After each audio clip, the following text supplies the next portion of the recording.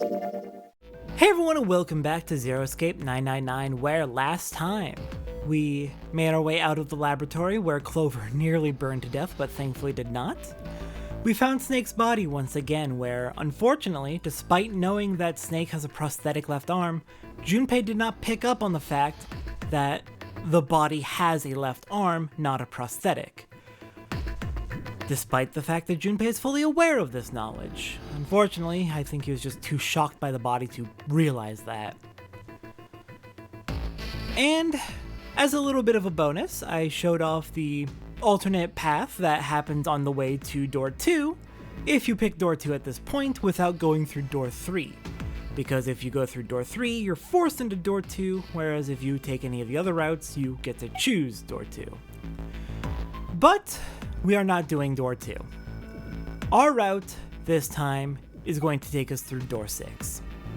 So let's do it. I want to go through door 6. Junpei flipped open the piece of paper. It read Junpei, door 6. Of course it did, he'd written it after all. That's a problem. June spoke barely above a whisper, but they all knew what she'd said. None of these teams will be able to go through the doors they want. Clover and I chose door 1. Lotus and I chose door 2. That's not enough people to open a numbered door, however. The digital routes don't match up either. We got similar problems. Junpei and I want to go through door 6, but our digital route is 5. If we're gonna open that door, we need a 1. Damn, what are we gonna do now? What are we gonna do? Junpei crossed his arms and did his best to put his thoughts in order. The others followed suit, but with little result. Eventually, Clover broke the silence. Why don't Seven and Lotus go through door 1? With me? Her face was cold and flat, as was her voice, but her logic was sound. Seven and Lotus looked at each other. 7 plus 8 plus 4 is 19, 1 plus 9 is 10, 1 plus 0 is 1. The first problem resolved, Ace spoke up. What about me? Isn't that obvious? Wasn't one of the teams just complaining that they didn't have a 1? You mean I should join Santa's team? Clover nodded, her face still cold and emotionless. Her attitude and posture could not have been more different than the energetic girl of only a few hours before. No one seemed ready to contradict her. Her response was understandable given the horrible situation in which she had found herself, but even so. I understand. I will go through door 6 then. Whew, got stumbled for some reason. What was up with that tongue? If we do as Clover has suggested, we can all pass through a numbered door. No one will be left behind. This seems to be the most reasonable solution. 3 plus 6 plus 5 plus 1 is 15. 1 plus 5 is 6. 7, Lotus, what do you guys think? I don't have a problem with it. Me either. Alright then, we're good to go. Perfect. At last, Junpei and the other 6 had managed to separate themselves into 2 teams. Clover, 7, and Lotus headed to A deck, where door 1 was, near the main staircase. Junpei, June, Ace, and Santa, however, took the elevator to E deck.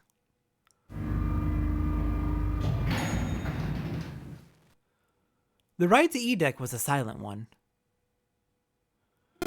Alright, let's go. Santa's words jolted them to action, and they stepped out of the elevator into a long, straight hallway. Before long, they arrived in front of door 6. One by one, they put their palms over the red.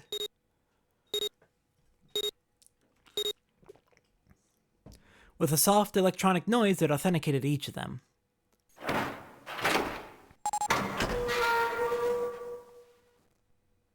The door opened, and all at once, the 4 of them leapt through it. Fortunately, the dead was located easily enough. This one had been placed quite close to the door they'd entered through. They gathered around it quickly and hurriedly placed their palms on it for authentication one by one.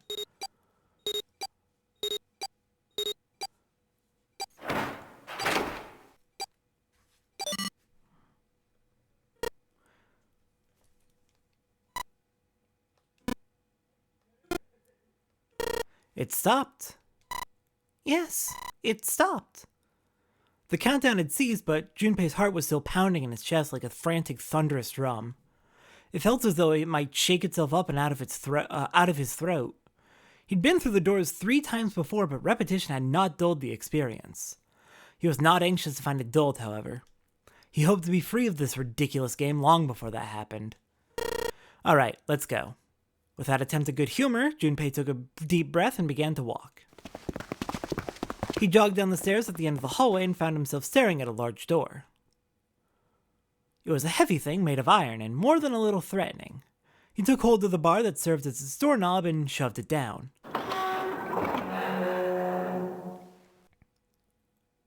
The room beyond stopped him in his tracks. It was gargantuan and made entirely of metal, none of the accents of wood or tile he'd seen in the rest of the ship. This room was purely functional, but utterly tremendous. Whoa, what the hell is this? Santa got out a few words before awe stole the rest of them. The rest were too stunned to offer anything more than gasps. It was easily the largest room they'd seen, and yet it was somehow closed and oppressive. The ceiling was at least 2 stories high, if not significantly more. It was easily several hundred feet across and appeared to stretch the entire width of the ship. In the center of that gargantuan room stood a massive, rounded building. Even from a distance, the sheer bulk of it was oppressive. Junpei could feel the room, the building, even the air pressing down on him. Junpei and the others were standing on scaffolding that crisscrossed the whole area. The proper term was catwalk, Junpei thought, although that didn't seem particularly important. Alright, let's head downstairs. Nearby was a long iron staircase that made its way eventually to the floor beneath them. They moved around towards the opposite side of the massive building, following the catwalk. They hadn't said much as they walked, but as they approached the building, Ace suddenly spoke up. This looks to be the steam engine room. The steam engine room? Yes, the thing that looks like a cross-section of a mushroom is the boiler. Do you see the 3 round doors near the bottom? Coal is put into those and burned, which heats the water, producing steam. The same thing that drives a steam engine. This one is simply somewhat larger. No kidding. I see. Even if Ace was right, the boiler was boiling nothing as they approached it. The entire room was as silent as the grave. Suddenly, Junpei heard a noise behind him. He turned just in time to see June collapse to her knees. Hey, what's wrong? Are you alright? He dashed toward her and wrapped his arm around her shoulders to steady her. It was then that he noticed. You're really warm! Is your fever coming back? Yes, it probably is.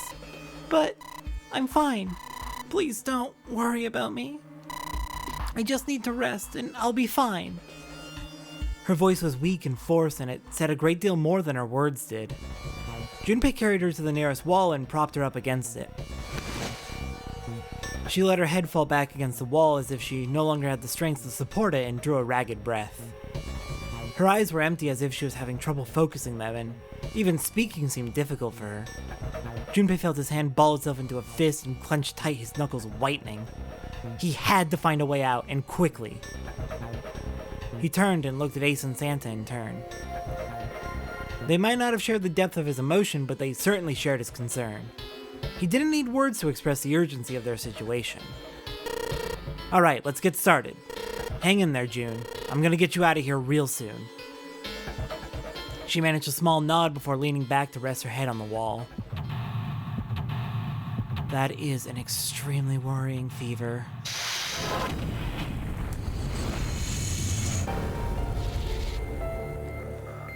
Oh, I hate that it keeps coming and going like this.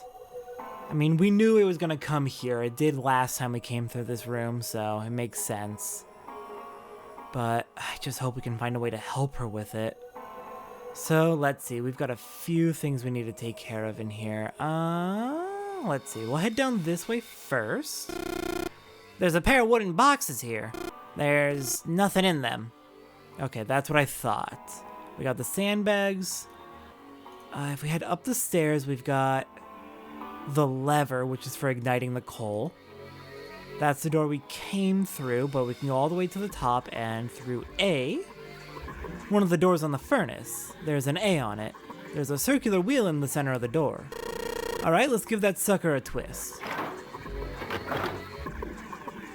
Well, it's noisy, but it opens. And it's totally pitch black in there. We should, go in here. Alright, let's go. Alright, through a door, and then if I remember correctly, we want to find a box up here. We want to find a wheel and a box. This looks just like the door we went into. Where are we? We must be on the other side, yes? Which would put us directly above the conveyor belt. At any rate, we should keep moving. There's a great deal we've yet to investigate.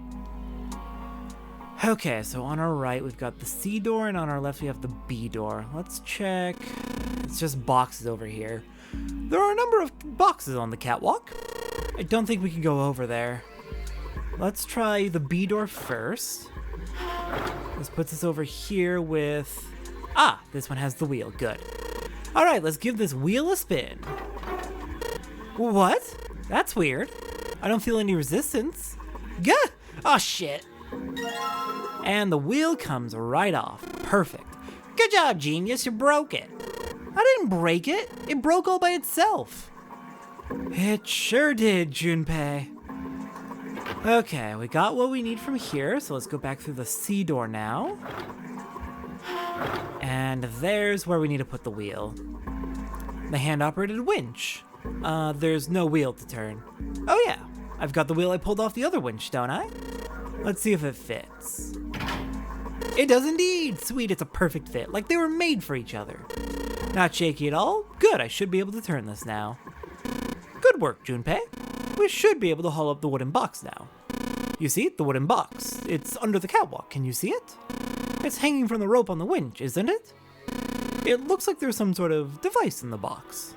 I'm not sure what it is. At any rate, you might as well turn that wheel now. I'm counting on you. You are very dramatic about this, Ace. Every once in a while, one of these people's just really weirdly dramatic about these puzzles. Alright, I'll turn the wheel. What's this? What happened? This wheel only turns to the left. It only turns to the left. That means we can't reel up that rope. Yeah. We can only let the rope down. Interesting. I don't think that'll be a problem. We'll simply need to go downstairs after letting the wooden box down. I'll be counting on you, Junpei. Sure thing, no sweat. What do you mean counting on me? You can get it yourself. I believe the box has reached the floor. Yeah. He stuck his head out over the side of the catwalk and looked down. The box that had only recently hung just below the catwalk now sat on the floor. It had come to rest near the end of the tunnel that covered the conveyor belt, near where June had collapsed. Junpei could see her still leaning against the wall as if she barely had the strength to sit up. Even from so far away, it was not difficult to see that she had not improved. He almost thought he could see the heat rising from her body. That's gotta be... Junpei, you're stressed. There's no way she's got that high of a fever. She'd be dead. She doesn't seem to be improving. Ace's expression was inscrutable, but he'd said what they'd all been thinking. Well, of course she's not. She's not just gonna get better right away, you know? It'll take time.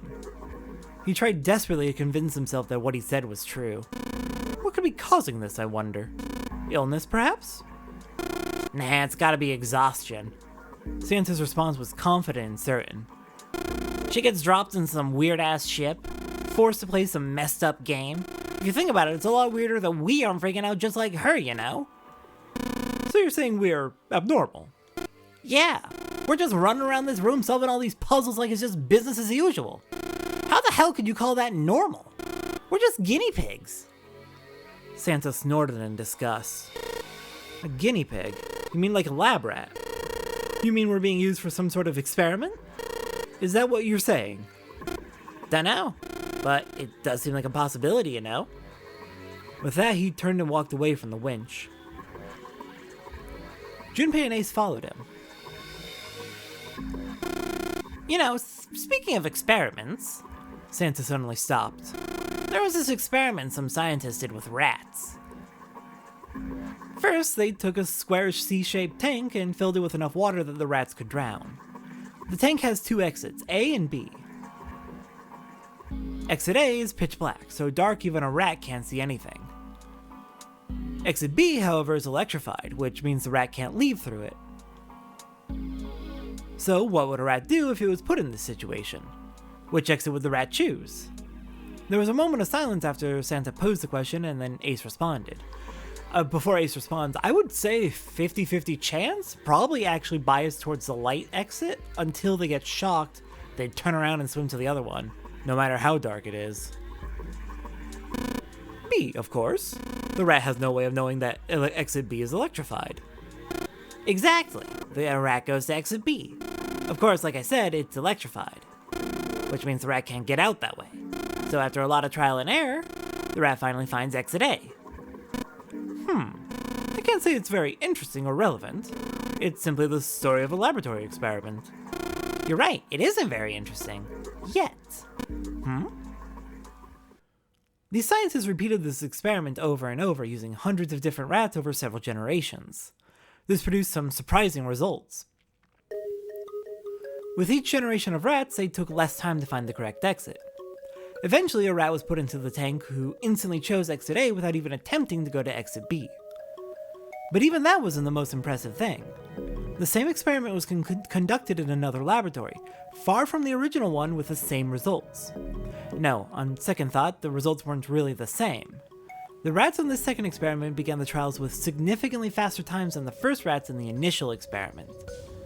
These rats were not related to the rats used in the first experiment and had never even come in contact with them, and yet, they all easily found their way to exit A as though they already knew. What did it mean? Are you suggesting something like telepathy? They were passing information to one another through some indetectable medium? Ace looked skeptical. Santa snorted at him. How the hell would I know? I'm not any kind of scientist, I don't know what made him do that. But I do know that story's true, and if you got another explanation, I'd sure love to hear it. Come on, let's get going. There's still a lot here we haven't checked out. And we gotta get the hell out of here before June passes out. Without waiting for a response, he turned around and started walking. Junpei, however, wasn't quite ready to leave the topic alone. Hey, wait. There's something I want to ask you. Santa stopped and turned around. Why did they use that tank for the experiment? Huh? Well, I mean, it seems like you could conduct the same experiment without the water. They could have just used a dry box, you know? If they needed to motivate the rats to escape, they could have, I don't know, put some bait by exit B or something. I mean, do they really have to make it so the rats can drown? Santa gave a grim bark of a laugh. You know the word emergency comes from the same root as the word as emerge? You ever think about that? Huh? Well, an emergency is something urgent, something often dangerous. And to emerge means to sort of come out or appear or rise out of something else. So what's going to emerge in an emergency? Inspiration. Inspiration. Yeah.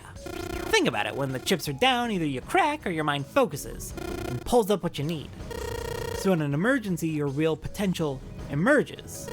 Is that what you're saying? Yeah, that's why the rats had to drown. They had to be in danger.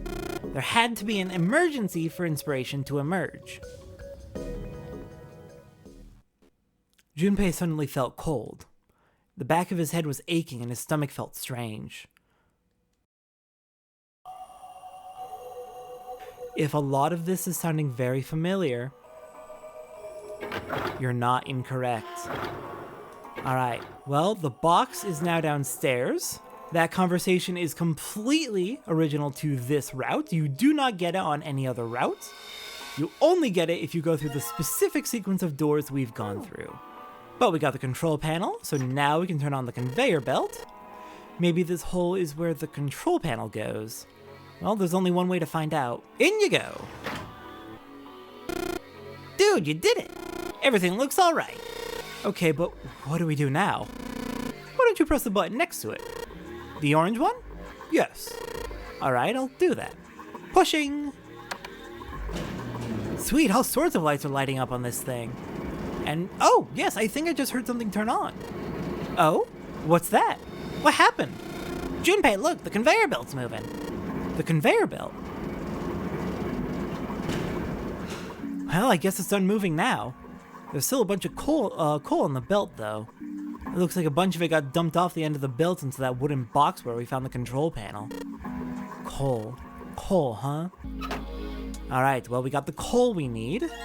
And now let's light up that steam engine. So this is where you put the coal in the furnace?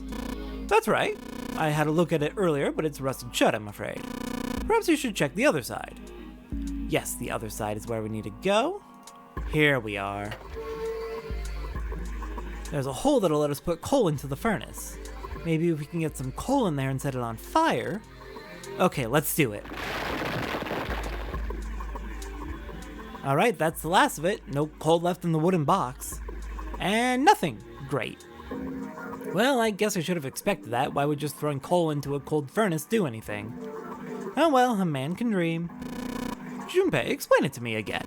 You're planning to soak the furnace with coal, which will heat the water stored up there and make steam, which will then drive something else. Am I correct? In other words, you want to generate enough pressure with the steam to power the turbine and drive the steam engine, right? Yeah, I guess that's the gist of it. Well, in that case, this isn't enough coal. This furnace is enormous, so we're gonna need a whole hell of a lot of more coal than this. Very well then, if the three of us work together, then we should manage to fill it much faster. I want to help too. Man, I totally didn't even see her walk up. Are you feeling up to that? Yes. Yeah, right. You look like you're one stiff breeze away from falling over, June. I think you'd better rest some more, alright? But no arguing. You need your rest, so just stay there. We'll handle this. I'm sorry, June, but you are extremely ill, so... Okay, I understand. Alright, time for some manly work, and Junpei immediately ruins it again, because he just can't not. Let's get this coal into those furnaces.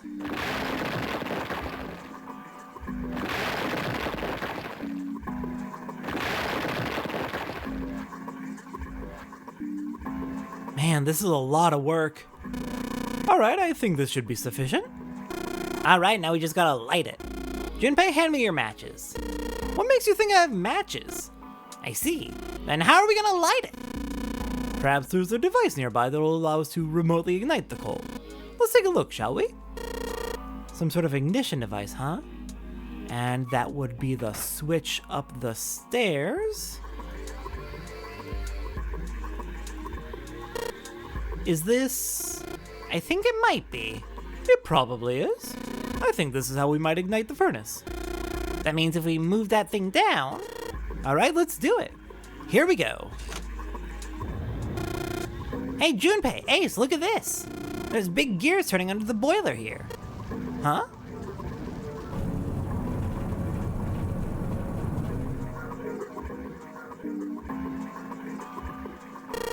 The gears. They're spinning. What the hell are you guys waiting for? Let's start looking. Alright, now that the gears have spun, we can get those discs, and we are almost out of here. Our gold disc.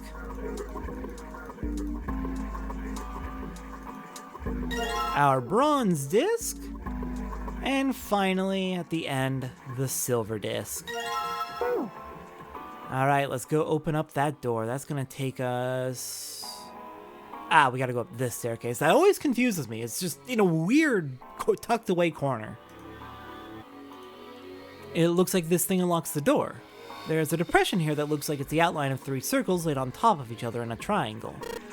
Maybe if we put those 3 discs we found into this thing. Well, there's only one way to find out. Let's stick them in. Huh? That's odd. Nothing's happening. Maybe you're, I don't know, putting them in the wrong places? Perhaps you have them facing the wrong directions. Perhaps you should rotate the discs and make some of the lines connect to one another. Well, no harm in trying. Alright, and let's do this. We've already done this puzzle before. Thank you for the instructions, game, but I don't need it. Okay, so I think we want to swap these two, and we just rotate. This face down, this face... Oh, these two gotta swap too. Top left, top right, perfect. The red lines on these discs. I think maybe I can make a star polygon with these.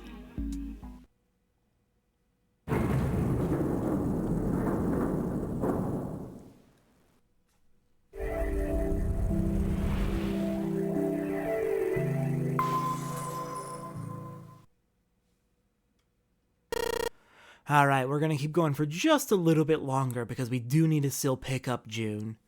Yes, the door's open! Given the circumstances, Junpei's happiness was certainly understandable. Ace seemed to share his excitement. Alright, Junpei. Why don't you go get June now? Santa and I will keep an eye on this door. Santa snorted. Why do we need to do that? Even if it shuts, we know how to solve the puzzle now. We could just open it again. Well, I suppose that's true. Shall all three of us go and collect June then? Nah, I'm cool. I'll just let Junpei handle it. He still seemed irritated by something, however, and sat down on the stairs petulantly. So you are only interested in being contrary. Ace sighed with the air of a long-suffering parent. Yeah, no kidding, Santa. Why are you like this? Alright, I'll go get June. I'll be right back. He gave a quick nod to Ace and Santa and dashed off down the stairs. Before long, he was back on the first floor next to the conveyor belt and June. As he drew closer, she stood up slowly. Are you okay? He did his best to sound calm and nonchalant, but there was no hiding the genuine concern in his voice. Yes, I'm fine now. I'm sorry I made you worry. June blushed. He wasn't sure if she was embarrassed or still feverish. Just to make sure, he reached out and put his hand against her forehead. Good, you're feeling a lot better. She was feeling far less warm than she had earlier, but still wasn't down to what seemed normal to him. Are you sure you're all right? He had to be sure. June gave him a look. Oh, you're such a warrior, Junpei. Oops, I mean worrier. June giggled. He wasn't sure if she just made a joke or not, but seeing her smile again made Junpei feel at ease. If she was well enough to smile and laugh, then she really was feeling much better. He gave her a friendly poke on the forehead. Let's go. Go where? Oh right, I didn't tell you. We got the exit open, so. Great! Let's go! June clasped her hands and nodded urgently.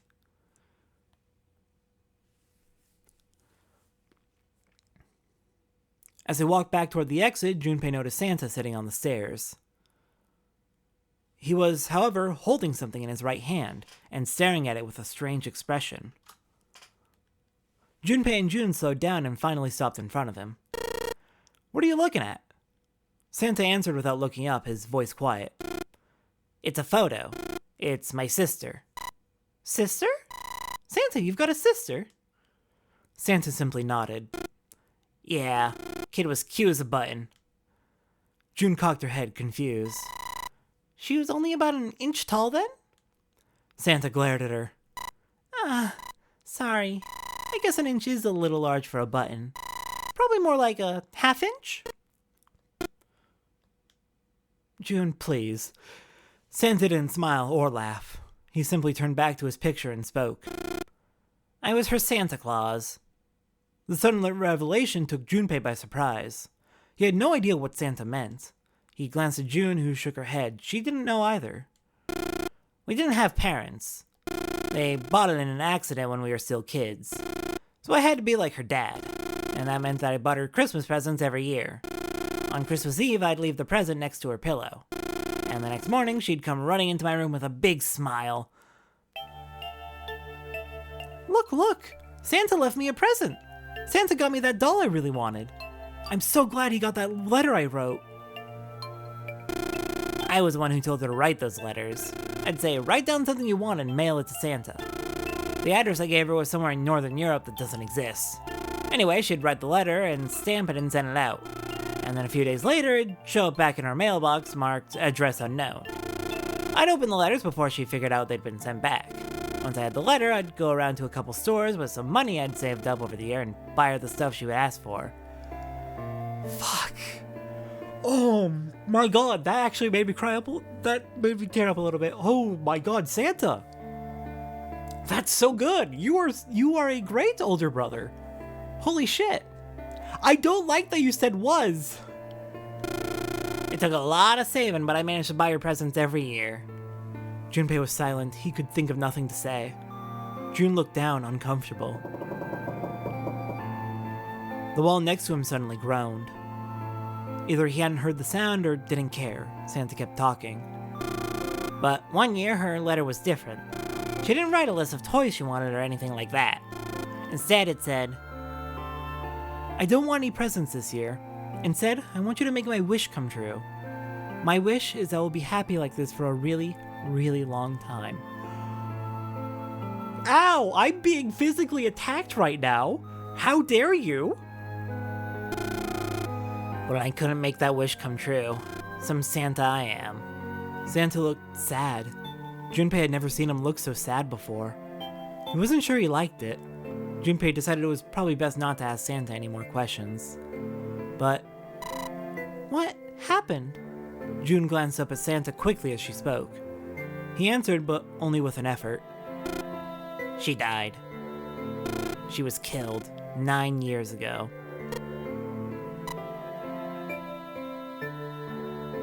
There was nothing Junpei could say. His heart felt like a great lump of lead. June bit her lip and looked away. Her face was pale. Alright, let's go. Santa stood up suddenly, his downcast demeanor gone. He shoved the picture back in his pocket and headed back up the stairs, taking them 2 at a time. Junpei and June looked at one another. There was nothing they could think of to say. Hey, what are you two doing? Let's get moving. Come on! Santa's voice echoed across the room from above them. They nodded and followed him quickly up the stairs. Ace was waiting for them at the top. He was leaning against the handrail. He looked very tired. The door had shut, but it wasn't cause for concern. Junpei quickly solved the disc puzzle a second time, and the door opened once again.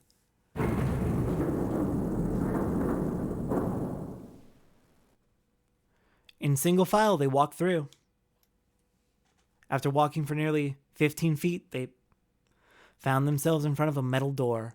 And I think this is where we're going to leave it for today. We are coming up on the next escape room soon. And I will see everyone next time as we take it on and move into the ending. I will see everyone next time for that.